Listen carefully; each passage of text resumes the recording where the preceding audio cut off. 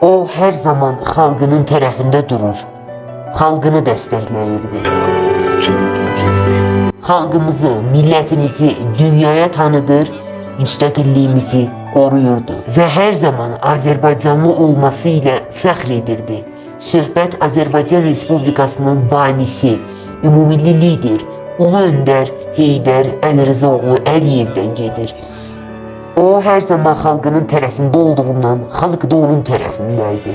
O xalqı sevdiyindən xalq da onu sevirdi və ildən ilə möhkəmlənən bu sevgi onu xalqın öndərinə çevirdi. Türk dilli diller grubu dünyada çok büyüktür. Biz müstəqilik, biz sərbəstdik. Biz heç kəsdən asılı deyilik. Ama o şartdan açtım ki, orada Azərbaycan fakülteti olsun. Erməni fakülteti ilə bərabər. Biz özümüzün gedib heç başqa nə qarışdırmalıyıq, nə də ona Xalqın Öndəri sənədli filmi sabah saat 20:30'da Respublika TV'de.